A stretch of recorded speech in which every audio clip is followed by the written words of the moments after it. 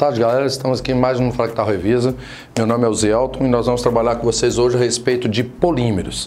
Bem, essa matéria é uma matéria um tanto quanto teórica e a gente tem que saber inicialmente o seguinte: polímeros nada mais é do que a união de várias moléculas pequenas juntas, que nós passamos a chamar elas de monômeros, que irão originar uma molécula maior chamada de polímeros. Esse processo que a gente está falando é chamado de reação de polimerização. Se eu fizesse o inverso, era como se eu tivesse na biologia a parte da digestão. Bem, só para a gente ver, polímeros, muitos trazem como sinônimo a palavra plástico. E realmente seria um sinônimo de plástico, desde que a gente estivesse falando de polímeros sintéticos, porque nós também temos os chamados polímeros naturais. Bem, os polímeros sintéticos são os plásticos de uma maneira geral e é o que a gente vai trabalhar e abordar mais nessa aula aqui agora. E depois você tem os polímeros naturais, que seriam a parte da bioquímica, carboidratos, proteínas, que a gente vai falar também futuramente nas próximas aulas aí. Bem, na realidade, quando a gente fala em polímeros, nós temos que ver inicialmente que nós temos três tipos de polímeros, três tipos de reações. Polímero de adição ou de cadeia, que é quando ocorre a quebra da ligação e vai ter a chamada hidrogenação.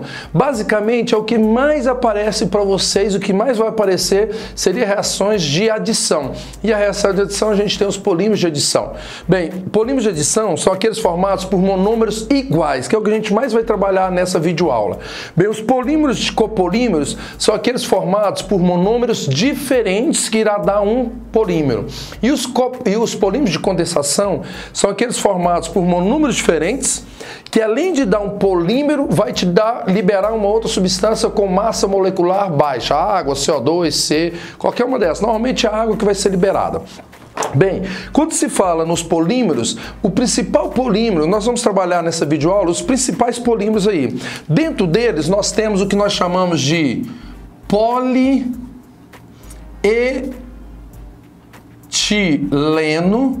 que seria o polímero do eteno. Então você tem um polímero do eteno. Você tem o que nós chamamos de propileno, que seria o polímero do propeno. Se vocês derem uma olhadinha, todos têm uma dupla ligação. Nós temos o que nós chamamos também de poliestireno, que é chamado de polímero do estireno, que é o vinilbenzeno, que nós vamos ver daqui a pouquinho. Nós vamos falar também para vocês o chamado teflon e o PVC. Bem, o teflon é o chamado polímero do tetrafluoretileno.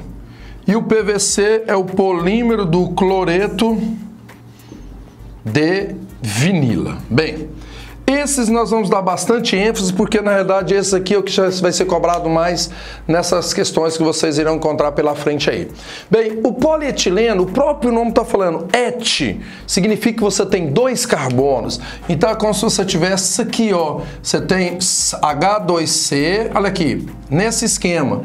O que acontece? Numa reação de adição, vocês vão quebrar a dupla e vão transformar a dupla em simples, através de uma reação de hidrogenação. Só que nesse caso aqui, você tem o seguinte: várias moléculas pequenas de eteno irão formar uma molécula maior, só que a molécula maior passa a ser uma molécula que a gente fala que é o polímero, que aqui significa que você tem essa molécula maior. Polietileno ou polieteno é o polímero do eteno. Você tem vários plásticos com essa polímero aqui. Não é um polímero tão resistente, mas você encontra nos galões de gasolina, você encontra nos galões de suco, galões de óleo.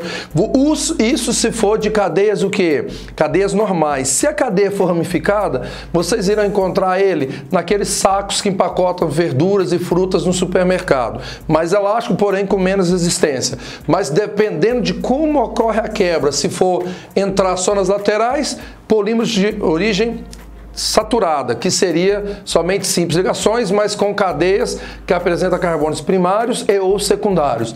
Se quebrar nas pontas e nos lados, passa a ser um polímero de cadeia ramificada. Bem, beleza.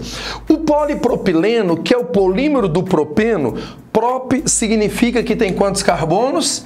3 carbonos. Então você vai ter aqui, ó, um polímero desse composto aqui, ó, que já é um plástico um pouco mais resistente, porém a gente vai encontrar ele muito no que nós chamamos de quê? No que nós chamamos de para-choques de carro, por exemplo.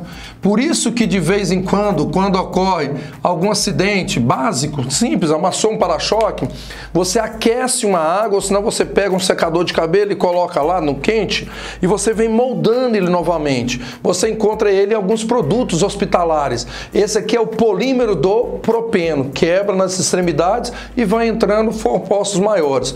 Moléculas menores formando moléculas maiores, monômeros formando polímeros. Bem, poliestireno seria este daqui, ó. Você tem o benzeno, certo? E ligado ao benzeno, deixa eu fazer um pouquinho mais embaixo aqui, ó. E fazendo o benzeno, você tem um vinilbenzeno, que seria esse composto aqui, ó. Isso, a cadeia principal aqui seria essa, que tem a dupla ligação.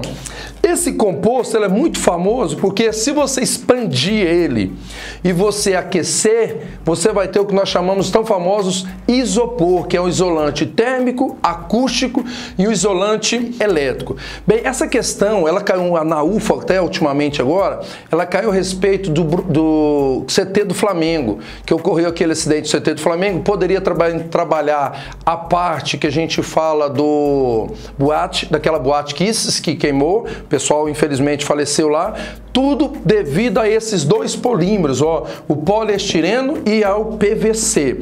Bem, galera, quando a gente fala nesse aqui, quebra duplo, vai entrar elementos também formando uma molécula maior que nós chamamos de polímero do estireno. Bem, o tetrafluoretano, que no caso aqui seria este composto aqui, ó, era como se fosse o eteno, só que aqui tem um flúor, tem outro flúor e outro flúor.